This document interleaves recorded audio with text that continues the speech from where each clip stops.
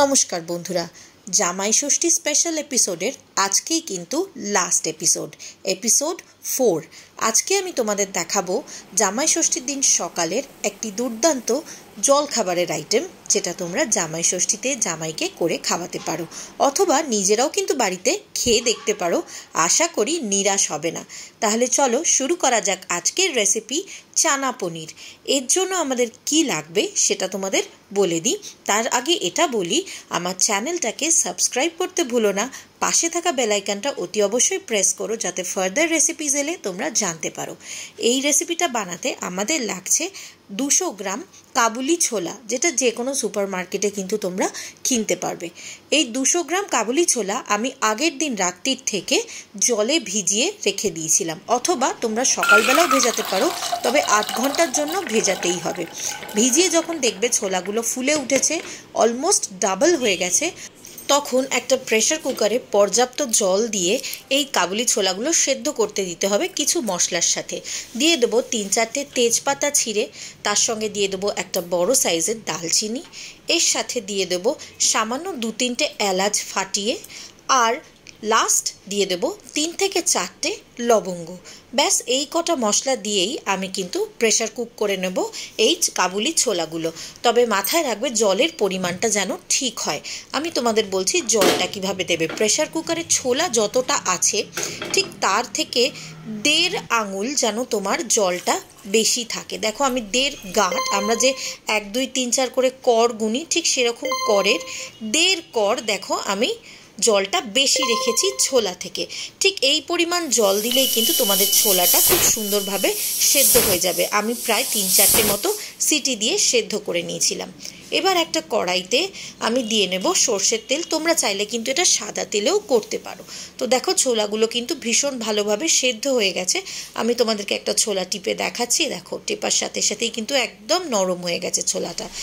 এবার কড়াইতে তেল গরম করে আমি 100 গ্রাম পনির ভেজে নেব। আমি এখানে বড় বড় ডুমো সাইজ করে কেটে রেখেছি। 1 থেকে 150 গ্রাম পনিরই ইউজ করবে, এর বেশি না, তাহলে কিন্তু খুব বেশি হয়ে যাবে। সঙ্গে দিয়ে দিলাম একটুখানি নুন স্বাদ মতো, দিয়ে পনিরগুলোকে আমি একটু ভেজে নেব।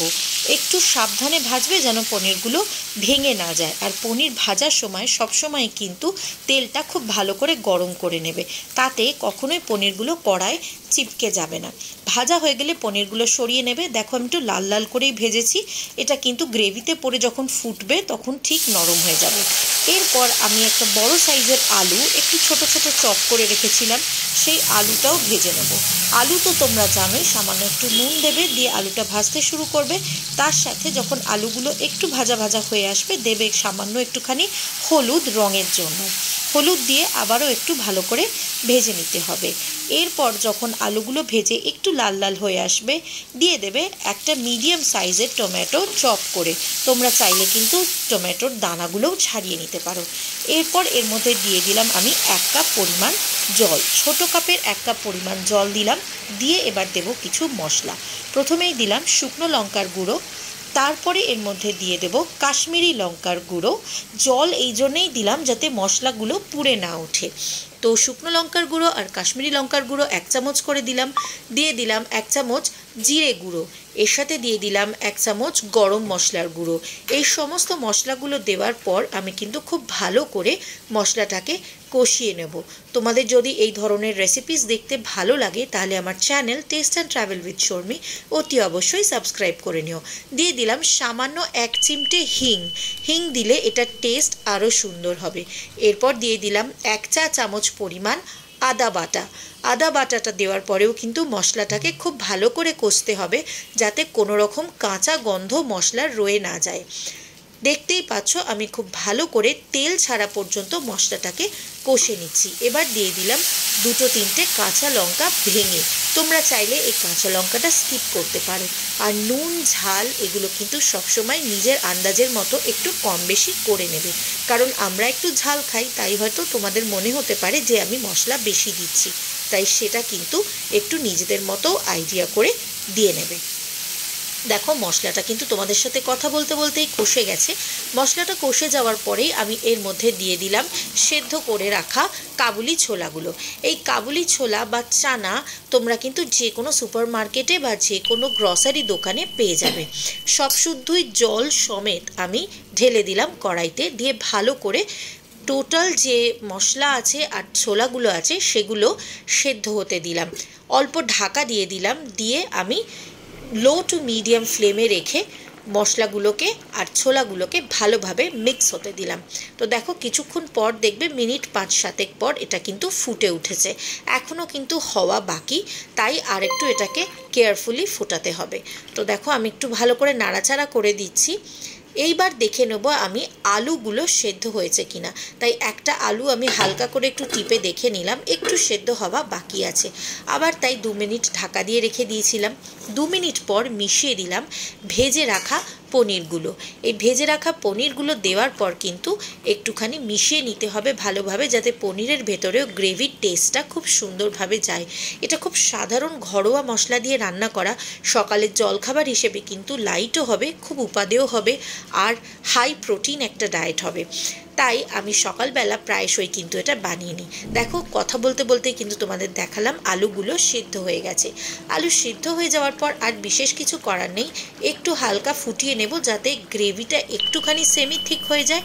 দিয়ে দিলাম 1/2 চা চামচ চিনি। চিনি দিলে মিষ্টি হবে না, কিন্তু খুব সুন্দর ঝাল তেল মশলাগুলো ব্যালেন্স হয়ে যাবে। লো টু মিডিয়াম ফ্লেমেই কিন্তু আমি নাড়াচাড়া করে গ্রেভিটাকে একটু শুকনো করে নিচ্ছি। খুব বেশি গ্রেভি আমি এতে রাখবো না। তারপর যখন গ্রেভিটা একটু শুকনো হয়ে আসবে, নামাবার আগে ঢেলে দেব 1 চা চামচ ঘি। এখানে তোমরা গাওয়া ঘি বা দেশি ঘি যে কোনো একটা ব্যবহার করতে পারো। এই ঘিটা দেওয়ার পর সবটা মিশিয়ে নিয়ে আমি ঢাকা দিয়ে 2 মিনিট স্ট্যান্ডিং টাইম দিয়ে রেখেছিলাম। তো দেখতেই পাচ্ছ কত ঝটপট এই চানা পনিরের রেসিপিটা রেডি হয়ে যায়। আর এটা কিন্তু সম্পূর্ণ নিরামিষ একটা রেসিপি। যারা কালকের দিনে ষষ্ঠী করো তারাও কিন্তু এই রেসিপিটা ট্রাই করতে পারো। আর কি, এবার গরম গরম লুচি ভেজে নেওয়ার পালা। গরম গরম লুচি ভেজে নেব আর প্রেজেন্ট করব চানা পনির। লুচি আর এই চানা পনিরের তরকারির কম্বিনেশনটা কিন্তু সত্যিই খেতে ভীষণ সুন্দর হয়। তোমরা অতি অবশ্যই ট্রাই করো, আর ভালো লাগলে আমার channel test and travel with Sharmi অতি অবশ্যই সাবস্ক্রাইব করো, পাশে থাকা বেল আইকনটা প্রেস করো, আর কমেন্ট করে জানিও তোমরা আরও কি কি দেখতে চাও, আরও কী ধরনের রেসিপিস তোমাদের দেখার ইচ্ছে আছে, বা এই রেসিপিসগুলো ট্রাই করে তোমাদের কেমন লাগছে।